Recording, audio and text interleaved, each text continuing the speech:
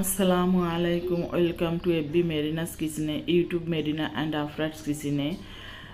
নতুন হয়ে থাকলে ইউটিউব হলে অবশ্যই সাবস্ক্রাইব করে দেবেন, এফবি হলে অবশ্যই ফলো করে দেবেন, আর পুরাতন হলে এই ভিডিও যদি দেখে থাকেন সকলকে অসংখ্য ধন্যবাদ। আজকে দেখাবো আমি স্বাস্থ্যকর শরবতের রেসিপি। এর আগে দেখিয়েছি আমি মহব্বত শরবত তরমুজ দিয়ে, তারপরে দেখিয়েছি বেলের শরবত। আজকে দেখাবো এই ফলের রেসিপি, মানে শরবত। কে কে খেয়েছেন এই ফলটি শরবত, কে কে খাননি। এই ফলটি কেটে কিউব কিউব করে কেটে চিনি দিয়ে মেখে খেতেও খুব মজা। আবার ফির এইটা কিউব করে কেটে নিয়ে হাতে আধা ভাঙা করে শরবত করে খেলে সেটাতেও কিন্তু আত্মা ঠান্ডা হয়ে যায়। রোজা থেকে এই ফলটি শরবত করে যদি আপনারা খান, আত্মা ঠান্ডা হয়ে যাবে, শরীর ঠান্ডা হয়ে যাবে, তৃষ্ণা মিটে যাবে। এই ফলটি কিউব কিউব করে কেটে নিয়ে আধা ভাঙা করবেন, করে এই শরবতটি বানিয়ে খেয়ে দেখতে পারেন। আমি দেখতে পাচ্ছেন এটা কিন্তু সম্পূর্ণ বালুয়া বালুয়া, একটা কুমড়ো আকারে পাওয়া যায়, ওটা কিন্তু শক্ত, ওই বাঙ্গি খেতে কিন্তু মোটেও ভালো লাগে না। এই বালুয়া বাঙ্গিটা খেতে অনেক মজা। আমি কিন্তু কিউব কিউব করে কেটে নিয়েছি।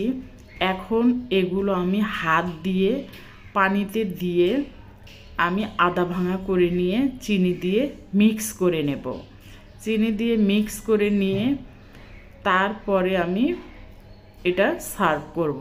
আমি কিন্তু এখানে ফ্রিজের পানি দিয়ে এই শরবতটা বানিয়েছি, এই কারণে আমার বরফ দেওয়ার কোনো প্রয়োজন হয়নি। যারা বরফ দিয়ে খেতে পছন্দ করেন তারা অবশ্যই বরফ দিয়ে নেবেন। আমি এখানে অলরেডি ফ্রিজের পানি দিয়ে নিয়েছি। আমার বাঙ্গিগুলো ভাঙা হয়ে গিয়েছে, এখন আমি এখানে চিনি দিয়ে গুলিয়ে নিয়ে সার্ভ করব।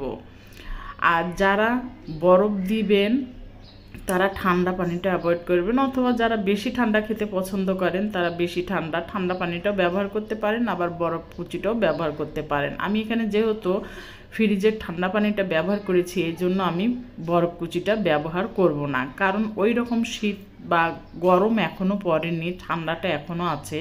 যেহেতু বৃষ্টি হয়েছে গতকাল, এই কারণে আমি বেশি ঠান্ডা পানিটা ব্যবহার করব না, এভাবেই সার্ভ করব। আমার কিন্তু এখানে গ্লাসে সার্ভ করা হয়ে গিয়েছে। এই শরবতটি কে কে পছন্দ করেন অবশ্যই জানাবেন। রোজা থেকে ভাজা পোড়া অ্যাভয়েড করব, এই ধরনের শরবত খেয়ে রোজা ভাঙার চেষ্টা করব, আর স্বাস্থ্যকর খাবার খেয়ে রোজা রাখার চেষ্টা করব। অবশ্যই আমার পরামর্শ থাকবে ভাজা পোড়া অ্যাভয়েড করবেন, সুস্থভাবে রোজাগুলো করবেন। ধন্যবাদ সবাইকে আমার এই ভিডিও ধৈর্য সহকারে দেখার জন্য। মাহে রমাদান। আসসালামু আলাইকুম।